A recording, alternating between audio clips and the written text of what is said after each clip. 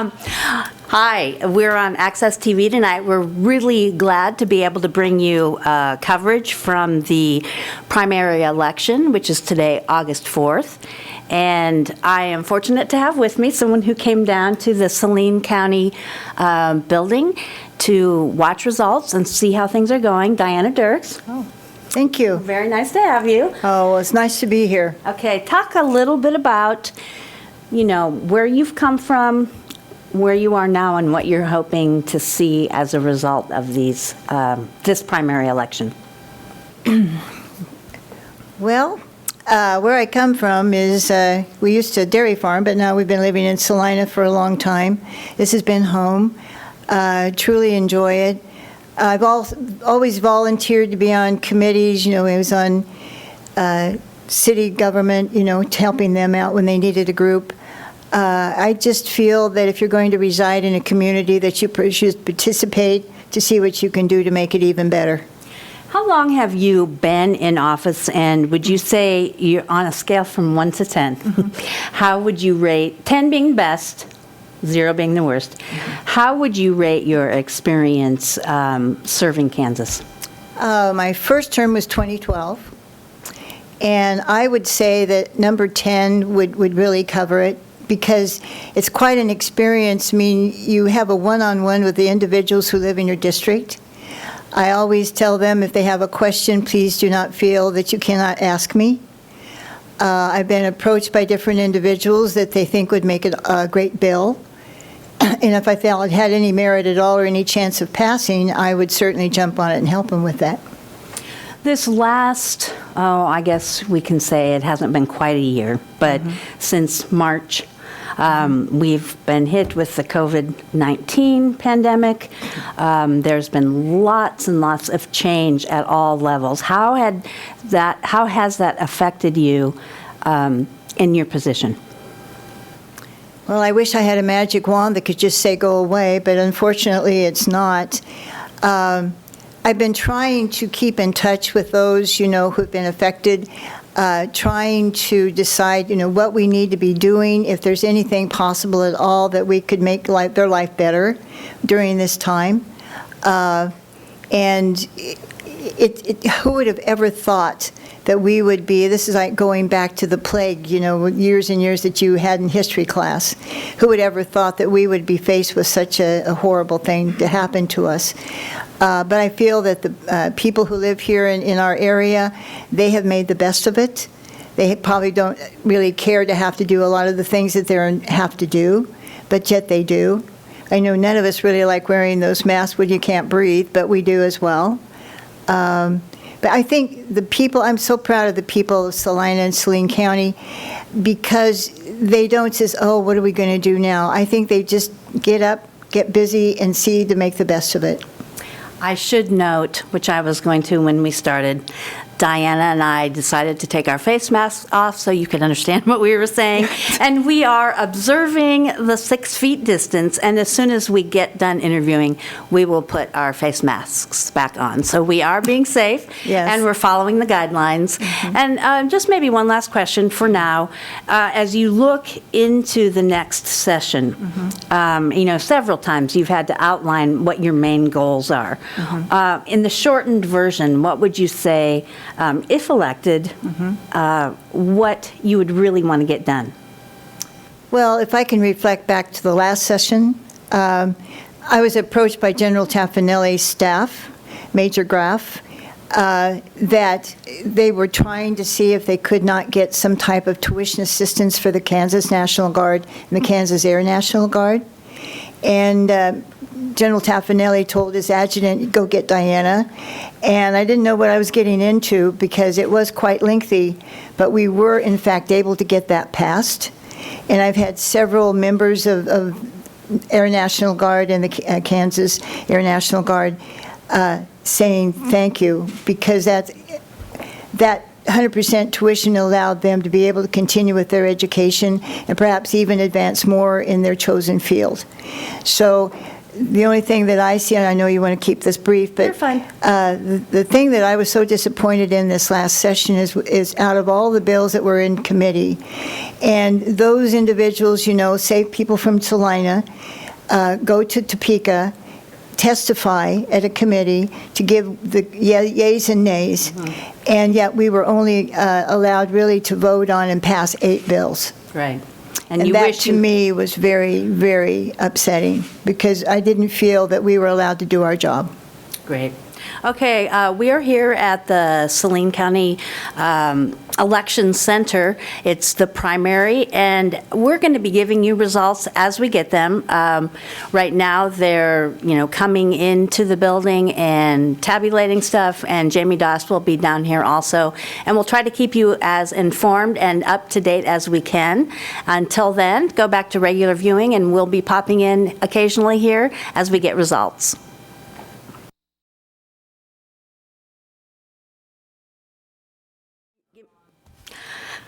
Hi, I'm Cerise Maddock. You're here at Salina Media Connection, looking at a number of ways, YouTube, on our government channel. Today was the primary election, August 4th, a big election for some people, and very different because there's probably going to be a lot of write-in ballots that will have to be counted. Later, we will talk to the county elections officer, and she'll talk a little bit about that as she also brings in results.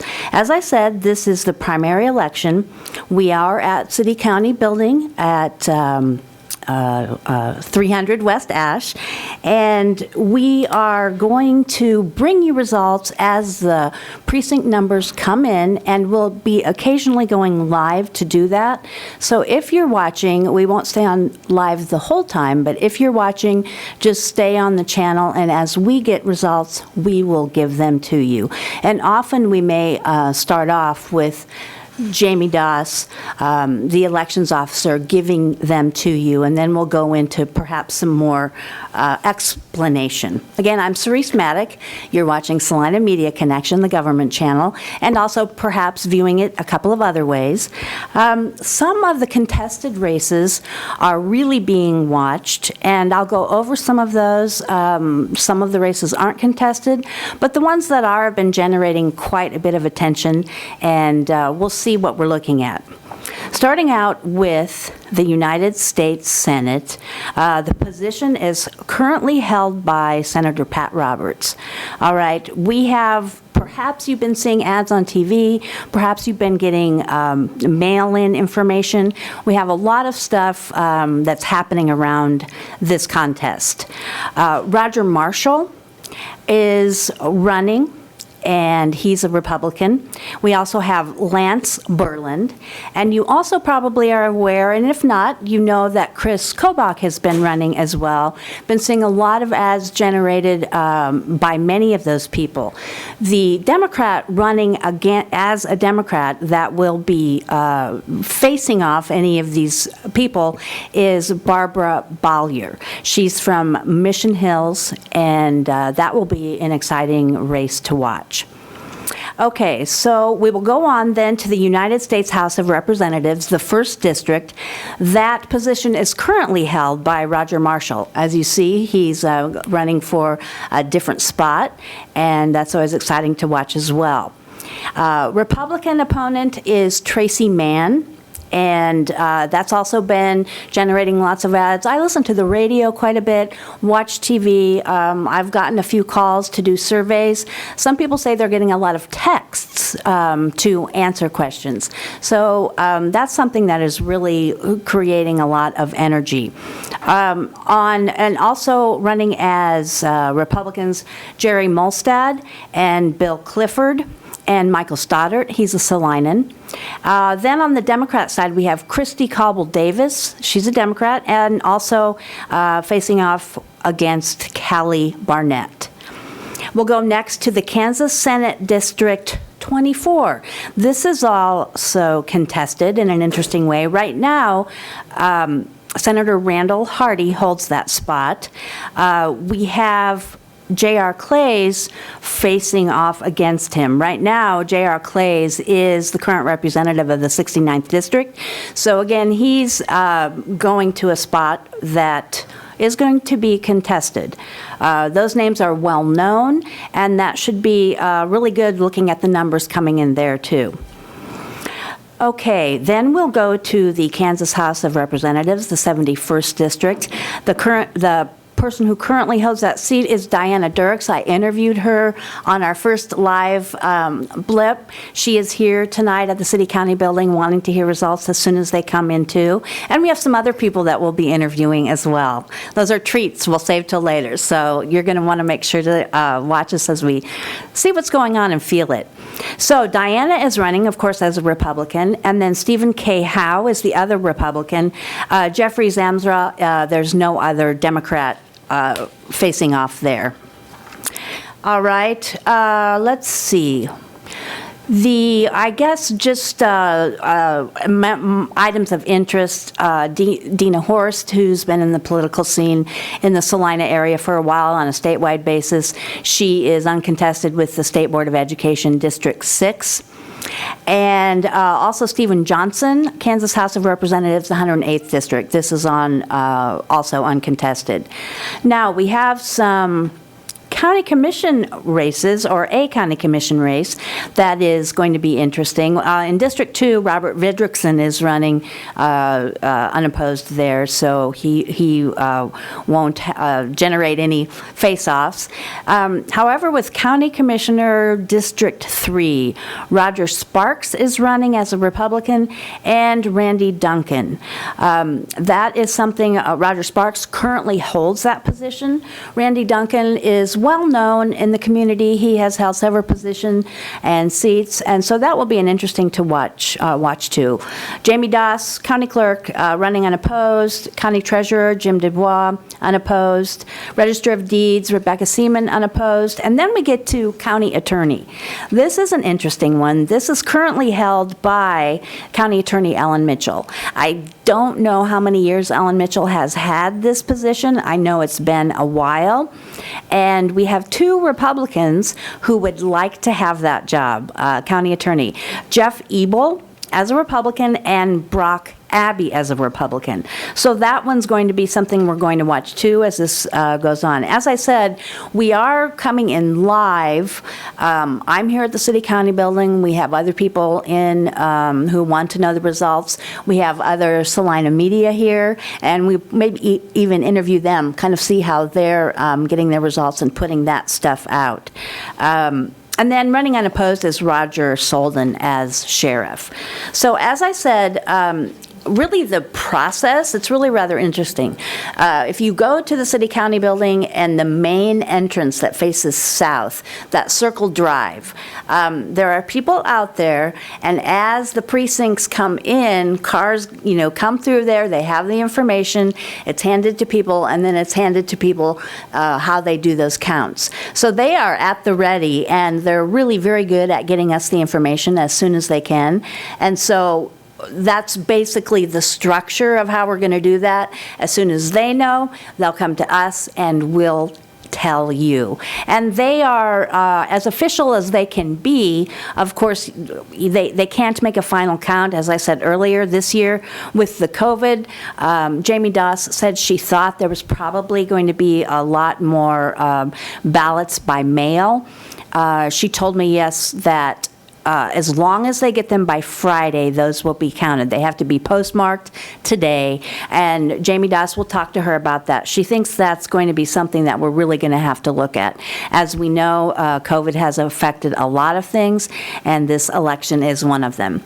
So again, I'm Cerise Maddox, Salina Media Connection. We have a lot of people here ready to give you information, and Alan is back there running this show with the technical stuff and the cameras, doing a lovely job as always.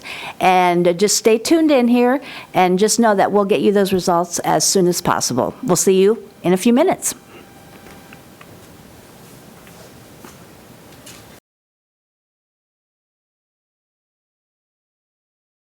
Yes, we are good. We're getting Okay. our cues from over there. It works how it works. I'm Cerise Maddock with Saline Media Connection. We are covering election results from this primary and interviewing people along the way. I have Clark Sanders here with me, who is an old hat at Yeah. doing anything media. There you I go. asked Clark if he wanted to do an interview, and he said, sure, that'll Wild be fine. horses couldn't keep me away. Clark, you are here in interest. You are not facing off against anybody in Not this yet. primary. Right. You are running for the 69th District House of Representatives. Correct. And that is currently held by J.R. Clays, who is now running a Senate campaign. Correct. So it sort of opened up in a lovely way. Yes. I'm sure there was some good background goings on about that, though, Sure. weren't there? Yeah, so, JR has been a great conservative representative from the 69th District, and he wanted to give it a go for the state Senate, but he also wanted to make sure that there was a good, viable candidate for the 69th District, and I don't know if I'm good or viable, but I'm it. I know I'm conservative, and so I'm running for the Republican nomination, which, barring some unforeseen Catastrophe? total disaster. Which you never know. You never know Who in knows what politics. might come up in the next 4 hours. I'll win the nomination, but then I'll be facing off against whoever wins tonight between Dr. Phil Black and Ryan Holmquist. You talked about that a little bit. You wanted to come down and see who you would be facing. Phil Black has been very present in the community in a Sure. number of ways. He was school board, and I can't even think of what other I think positions. he was the chairman of the Democrat Party for a while. That's in Saline right. County. And so he's pretty visible. A lot of people know him. Yep. Ryan Holmquist, the Holmquist name is well known. Ryan has been a teacher at Salina Central for a long, long time. I had, it makes me want to cry a little bit. When my daughter graduated 2 years ago, he had 10 years of Maddock children. So I got Okay. to know Ryan Holmquist really well, too. In terms of what you're seeing, do you have a sense of what's going to happen there, and do you like the direction it's going? Well, either one of them is going to be certainly a good opponent. I wasn't familiar with Ryan Holmquist until he got into this race. Phil Black, of course, I think anybody who's been around Saline any length of time knows him. So, they say the old deal in politics is name ID. Yes. So based on that, I would say Phil probably has the advantage. But on the other hand, I've seen a ton of signs for Ryan Holmquist around the community. So he certainly, he didn't get them out as quickly as Dr. Phil Black did. But Sure. once he got them out, they were all over the place. So he certainly addressed the name ID question. But I don't know. I mean, I'm just excited to find out who I'm going to be running against, and like I say, I'm sure either way it's going to be a tough race in the fall. You said you have the conservative tag, which we know in a number of ways appeals to voters, especially in this area. In this time, what does that conservative message mean to you? Well, if you look at what's happening around the country, I mean, it's just incredible. Some of the things that are going on with the rioting and the statues being pulled down and the anarchy that's just out there. And obviously, as a conservative, I stand against all those things. So it's... I don't think my personal opinion is it's not a particularly good time to be a Democrat, because it seems to be the Democrats who are supporting some of these activities. Relative to the state of Kansas, I am extremely disappointed in the performance of the governor, Laura Kelly. I don't get what she doesn't understand about a one-size-fits-all approach. And she does it over and over and over again. One size fits all. And one size does not fit all. I believe, last time I checked the statewide numbers, which was a week or so ago, there are still some counties in this state that have not had one single case of COVID, not one. And there's a bunch of counties that have had 10 or less. That is certainly a far different situation than something like a Ford or a Finney County where there's been over 2,000 cases. And, one size does not fit all. I mean, to me, that's very obvious. And yet, she didn't want schools to start until September 7th. The State Board of Education was able to overrule her on that. And those decisions were returned to the local school boards, which is where they should have been all along. I mean, it is ridiculous to think that a school district in Sedgwick County is faced with the same challenges as a school district in, say, Wallace County. That's crazy. And I'm going to pop in here and say I don't know that it matters much, but it just reminds me so much. I was in radio here for years, and obviously Clark Sure. was. We had a period of time where we did that show, Friendly Fire, Yep. and this is reminding me of that. And I have to say, Clark, even though sometimes we differed, Right. and you've always been a person that I've really liked and have been easy to talk to, so I always appreciate that. So, interestingly enough, my guess is, as a candidate, a lot of people are going to have concerns about what's happening with COVID-19, how our state is handling it, how we're handling it. Do you think in the legislature there are going to be issues that you can actually tackle that will have to do with that, or are there going to be many opportunities to address some of those hard issues? Well, in one sense, it seems like this has been going on forever. The reality is this has only been with us about 5 months. I still think there's a whole lot of stuff we don't know. Take masks, for example. Just last night I was reading an article about the top scientists in Holland are very, very much questioning the efficacy of the masks. And, so are masks a good thing or a bad thing? I don't really think we know that. What about the vaccine? To hear some people talk, it's still over a year off. To hear other people talk, it's just around the corner. Even if we get a vaccine, are people going to take it? I think these are some issues that will probably, or at least have a chance to come before the state legislature. And, I'm always going to fall to the conservative side. I think masks, I'm not anti-mask, but I'm anti-ordinances that require masks. I'm certainly anti-ordinances that weren't well thought through, that were enacted. Right before this whole thing started, I was hospitalized for a few days with the flu and a touch of pneumonia. Mm-hmm. And one of the things we hear about masks is my mask protects you and your mask protects me. Well, I was in the hospital for 4 days, and the only person in my room who didn't wear a mask was me. Right. And I was sick. Right. Everybody who came in my room, including my wife, had to wear a mask. Right. And so then you're telling me my mask protects you? Well, I was known sick in the hospital, and I was the only one not required to wear a mask in my room. So I don't know that I buy that. Right.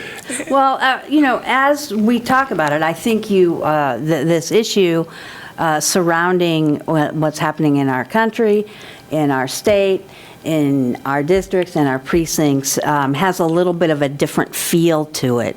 What are your thoughts? I'll just ask you a couple more questions and I'll let you go. Again, I'm Cerise Maddock with Saline Media Connection. We're running live results as they come in and interviewing people while we wait. We have Clark Sanders. Clark, you get to look at that camera. Oh, I look at that camera. Oh, okay. You can look at, we're good. We're good. We're just sitting with each other. So I get to break that one. Yeah, Okay. absolutely. Clark Sanders is with me, who is running in the 16th 69th District. He's unopposed in the primary, but he's down here because he's interested in seeing what Democrat he will face, and that's right now between Dr. Phil Black and Ryan Holmquist. And I'll ask you a couple more questions. One thing, and I don't know if you have a feel for this, certainly you're in contact with the party and sort of have an inside look.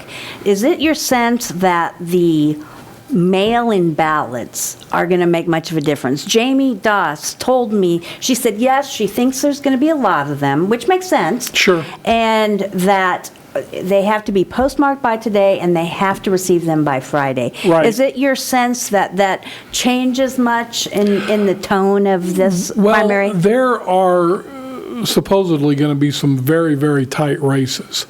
And certainly statewide, I mean, certainly when you look at the United States Senate race, I was talking to a guy connected with the Marshall campaign on Sunday, and he said, I don't think we're going to know Tuesday night about that particular race, because, again, the polling shows that that's very tight. So, I think statewide it's definitely going to make a difference, and there are certainly going to be various districts, Senate districts and House districts around the state where I think it's going to make a huge difference. I think you could have somebody who's ahead tonight and then somebody else declare the winner on Friday. Now, whether or not it's going to make a difference here in Saline County, I don't know. I'm not sure how many have been mailed out. I'm not sure what percentage had been returned, before today. And so you'd have to have those numbers to really know if it's going to make a difference, and I don't have those numbers. Thank you, Clark. We may Thank you, interview Cerise. again later. Okay. Cerise Maddock, Clark Sanders, we're on Saline Media Connection. We're waiting for first results to come in from Jamie Doss, the elections clerk, and we'll bring you those results as they come in. In the meantime, we'll interview some people, so just keep watching, and we'll bring you everything as quickly as we can.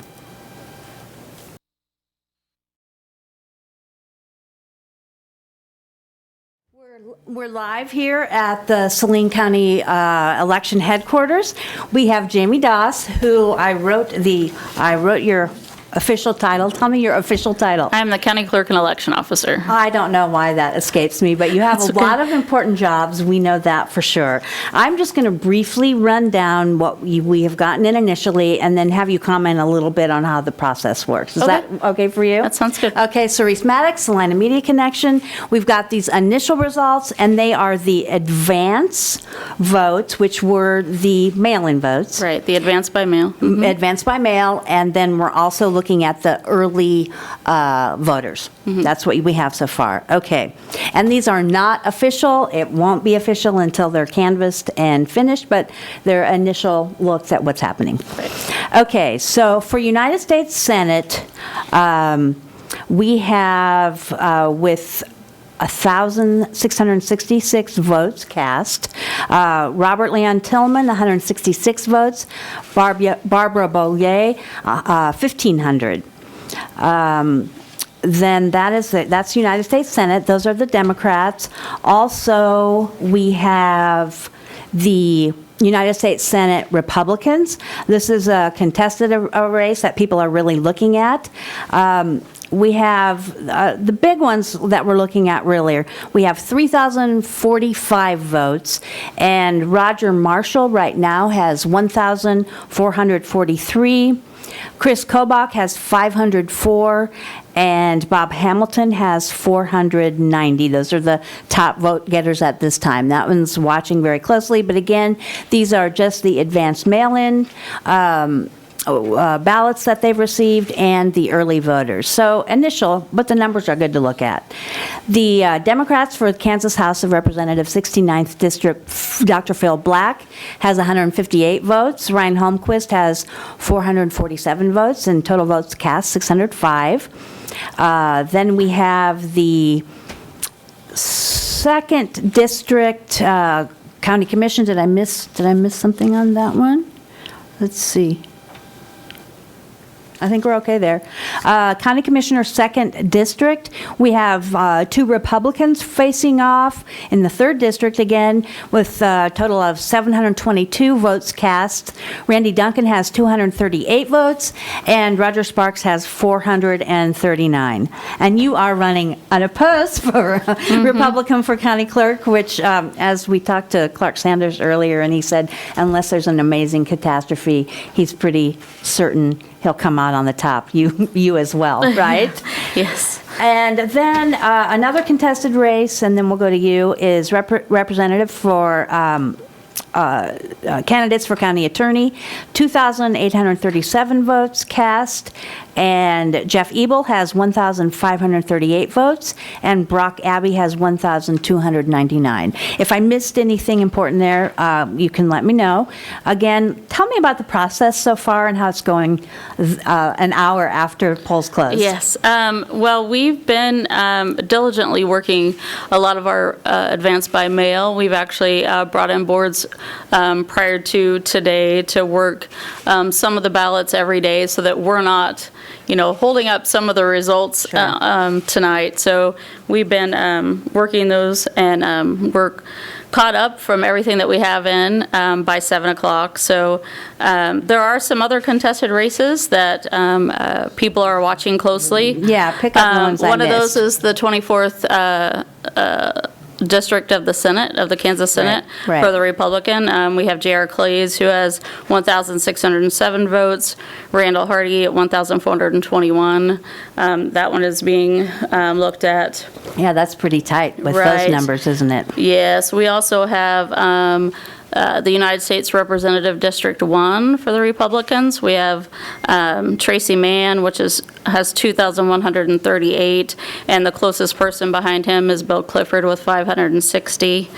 And then there was one other. Yeah, there was one. It is the 71st District. Yeah, that's right.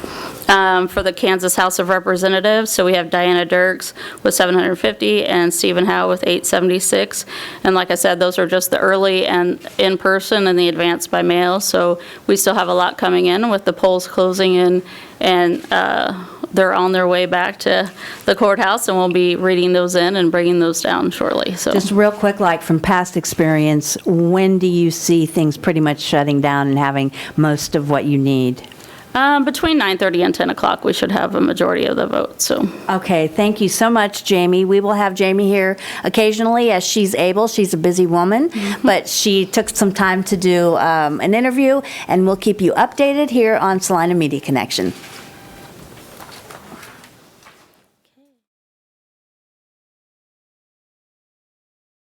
Okay, we are on. right. It's okay, you know, we're getting the opportunity to do live election coverage on Saline Media Connection.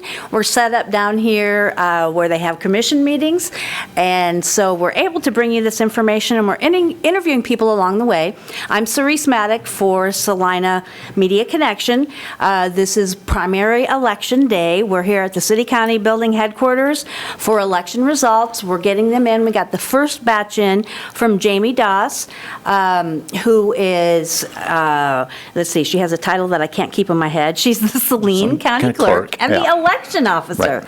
Those two things. And so she is bringing information in as she gets precincts available. And down here also wanting to see what's happening, and a former candidate, not this year, I have Jarrett Morris.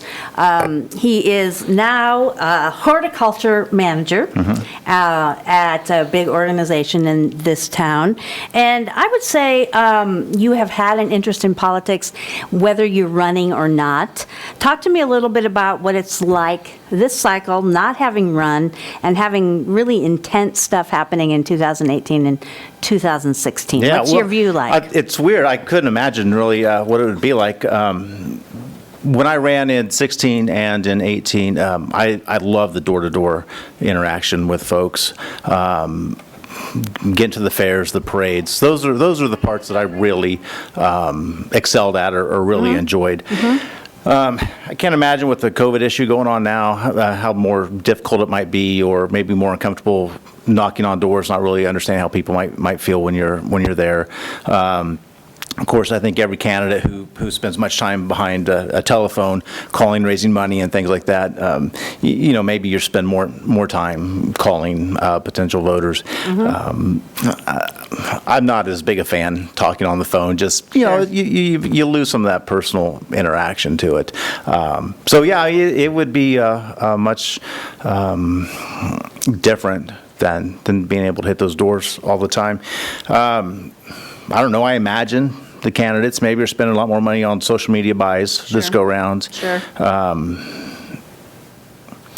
don't. My wife and I, we don't subscribe to any television, and I've got Sirius XM in my truck, so I've not had to be subjected to all of the ads and whether it's radio or the mail that I keep hearing about. I'm kind of glad to have missed that. You really, from a very different perspective, are looking at this 2020 election cycle, which is sort of up and down and different in so many ways. You mentioned as a candidate going door to door, door to door. We interviewed Diana Dirks, and she still did that as best as she could. She knocked and then stood 8 feet away. And so some people really tried to do that. As an overall, maybe just as someone who knows politics and has been involved in them, we are sort of in a state where with COVID, a lot of things are happening. We're looking at federal money for businesses and people to try to get along. We're looking at rules that affect everybody concerning the COVID virus. From your view as someone outsider sort of looking in, how do you see this sort of affecting people and politics in general? Well, there's always that tug of war back and forth about politics and of who do we trust, fighting back and forth all the time, overreach, all that stuff. And I think it's just as bad or worse, this go round again of who do we trust, who's leading, who do we depend on to lead, are we trusting politicians, are we trusting medical professionals?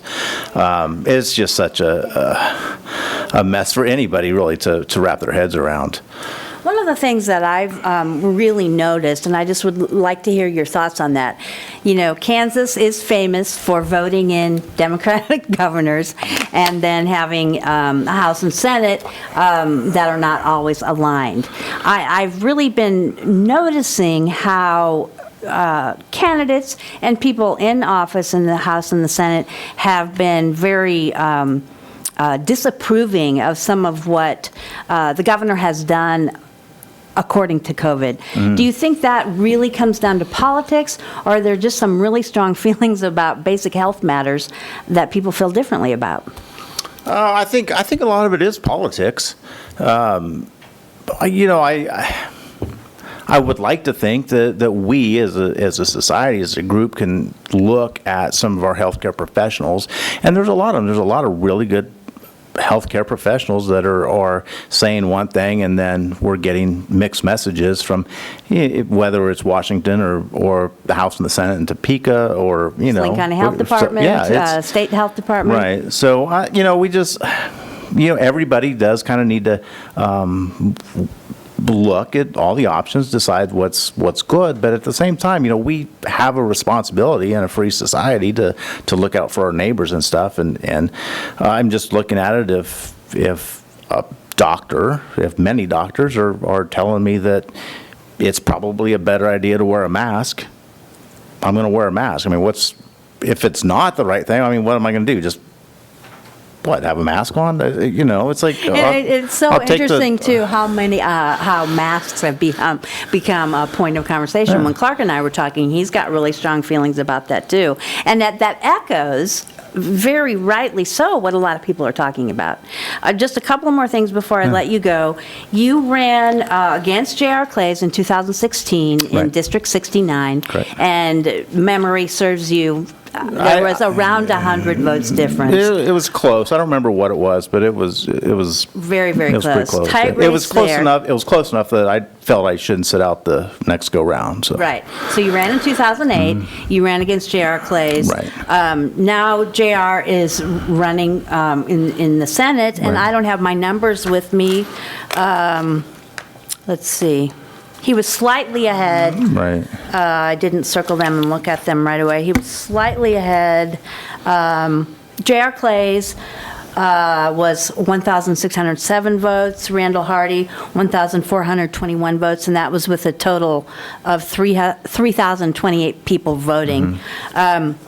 You know that district. You know what people care about. What are your thoughts on really what the main issues, Democrat, Republican, in the middle, what are the main issues that an elected person needs to focus on in District 69? Now, so in the 69th district, when I was knocking on doors, and I think, because I'm looking at the numbers now, in the 69th district Democrat race, we got a school teacher that's leading that, and with the door knocking that I did in the last 2 cycles, people wanted to talk about education, and I think that's going to be huge again this year, because now we're talking about education in the mix with COVID virus and getting school started, and but it was the 2 things were healthcare and education. Healthcare and education. Yeah. Right.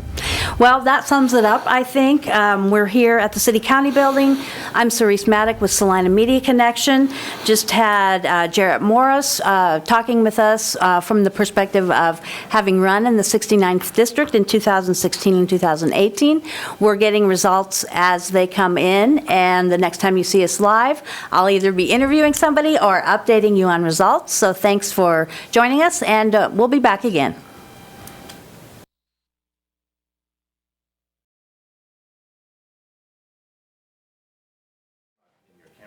We are on live here at the City County Building. I'm Cerise Maddock for Salina Media Connection. It's been an interesting night tonight. We've had some contested races, and we've had a second round of numbers come in. Again, this is the primary election, and I'm at the City County Building. We're getting updates from Jamie Doss, who is the elections officer and county clerk. So I'm going to go over these numbers. We don't have numbers that declare winners. Some websites do, but we have some how many precincts are reporting. But some of the numbers you'll see are fairly self-explanatory. So starting out for Representative for U.S. Senate, the Republicans, we have Roger Marshall has the most votes at 3,197.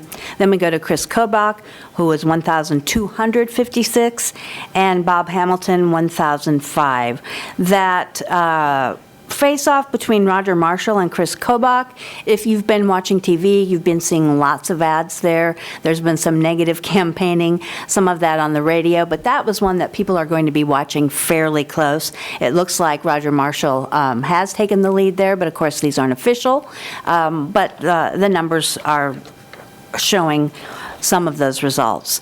Then for United States Representative District 1, for the Republicans, Tracy Mann has quite a large lead, 4,862 votes, and Bill Clifford at 1,029. Again, those are the Republicans in the race for U.S. Representative in District 1.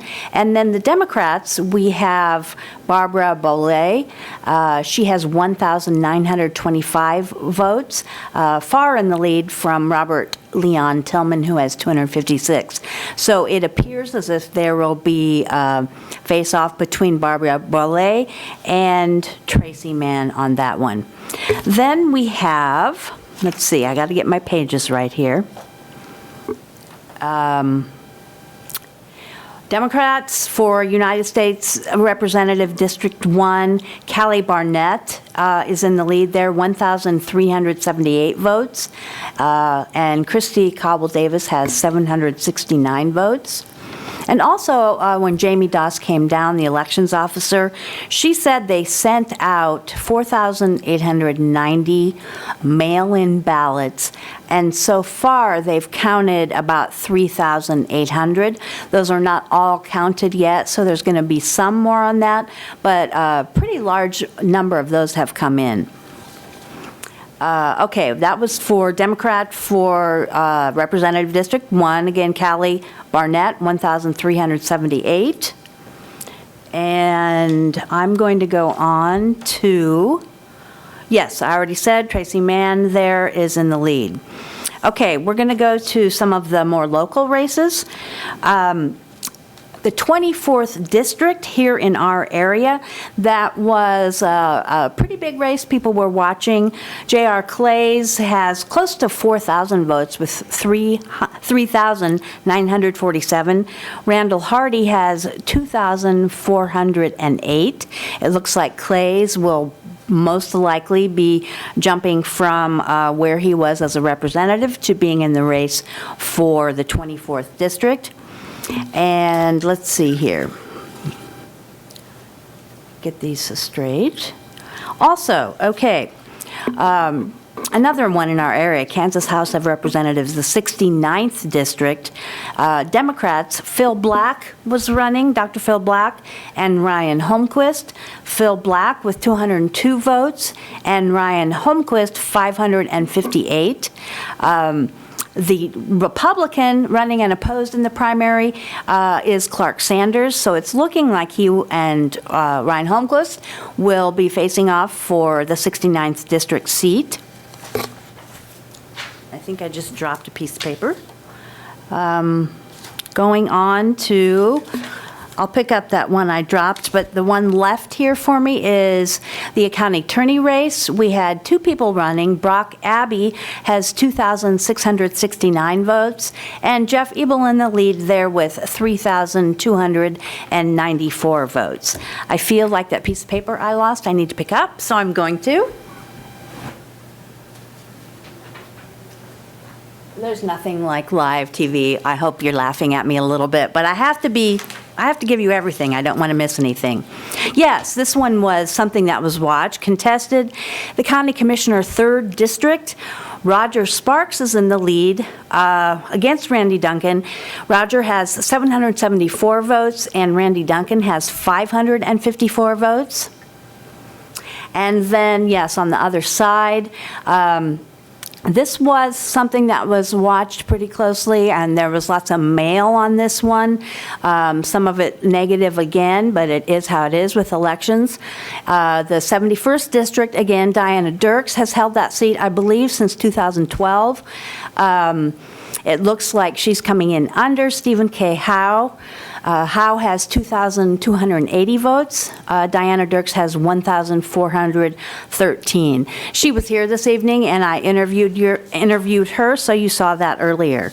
Again, Cerise Maddock for the Saline Media Connection. We are here giving you results as we get them. Nothing official, but like I said, the numbers speak for themselves.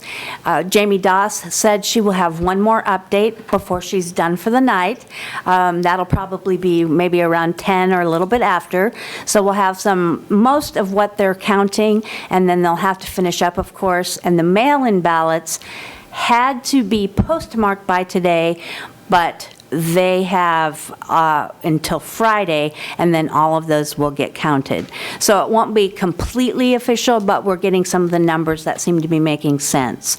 At the City County Building, I'm Cerise Maddock. We'll have one more update.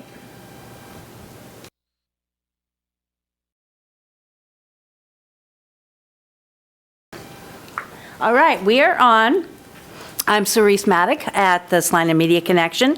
We are at the City County Building, election headquarters tonight with Jamie Doss, who is the election officer, and you've come in with our last update for the night. I'm going to let you just kind of give them the contested races, and maybe we'll discuss a little of the process in the meantime. But this just came in, so these are the latest. Yes, these are actually the election night unofficial results.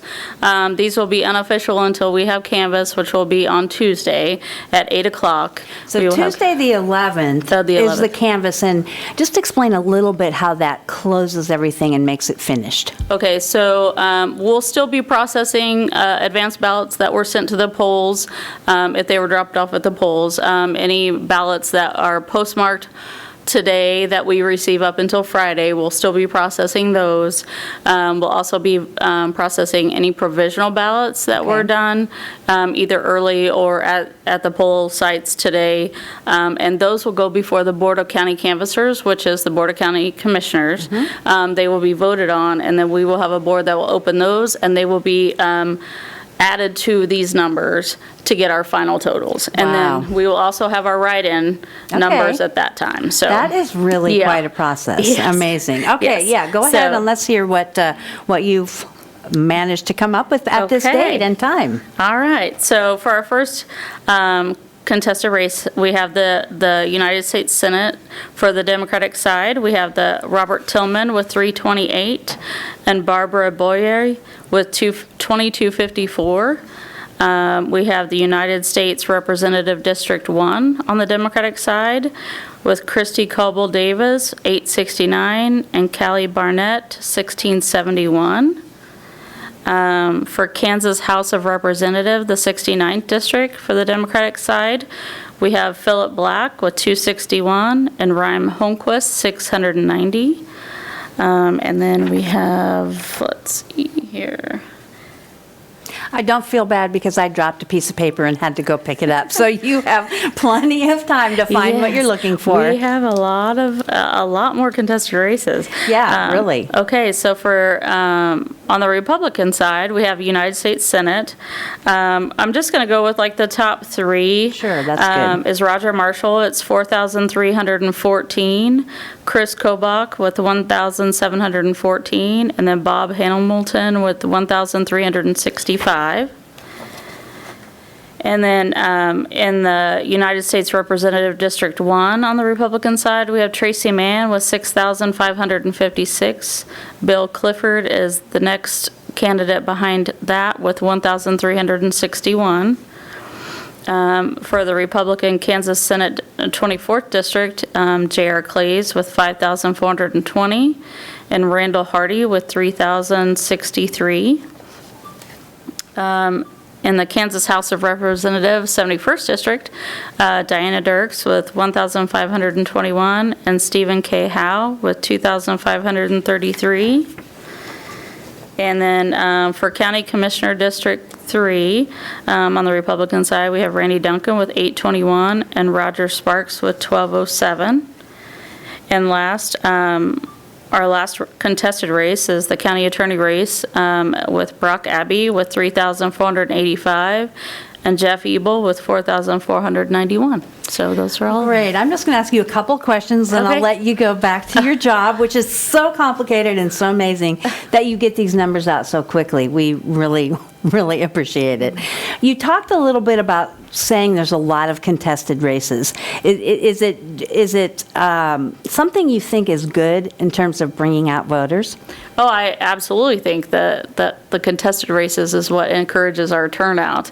I think, people are passionate about who represents them in their districts, and they want to get out and vote for who they're passionate about. And, just looking at what we currently have, we normally run 24 to 26% in a primary. Okay, right. Right now, we're at almost 31%, so we're at 30.6, which is a higher number than what we're used to. Actually, even more than what I was expecting. I just assumed with our increase in the mail ballots that it would just change where our voters are showing up at. Sure, But we yes. actually had just a steady pace today at the polls, so I was really excited to see that. So. That's really good. Okay, so in terms of mail-in ballots, do you have a percentage or a number, how much more came in this year than last year, or an idea even? We normally, in a primary, only get I want to say probably about 1,000. Okay. And we did almost 5. I think it was 4,000 4,980, 4,780, somewhere around there. So, I mean, we did a tremendous amount, more than what we normally do, so. Right. As we lead into the November election, who knows what could be changing through then, but there's lots of interest in our races here. There's going to be a lot of interest in people, figuring out who they want to vote for. Can you talk just a little bit about, in terms of public responsibility, percentages here, why it is important to vote and how that shows responsibility in the districts, in the state, and the country? Well, I mean, I think, especially in our local races, I mean, they have an impact on your daily lives. I mean, the people that represent you here are setting your budgets and levies and all of that, and they actually impact your everyday life. So these people are making your decisions on, like one of the things that's actually going to probably be on the November ballot is a jail question. Right. So your county commissioners that you put up to represent you are one of the ones that are helping to make that decision. So you're going to want to make sure that those people are who you want in there, that are going to make those decisions that you see, that you want to see in there. And so it's very important that you do that. And who you send to the legislature, who that represents what you want to see in the legislature, the things that you feel passionate about, that they feel passionate about. And so really getting to know who's out there, who's running, what they stand for is really important. All right, thank you, Jamie Doss. Thank you. We have been here at the County Commission Center, the city commissioners, the county commissioners do their stuff in here. We got to give election results. Jamie's been a big part of that. Thank you so much. We like being able to bring this to you live. You have another election November 4th, and we're glad we're part of keeping you informed. Thank you.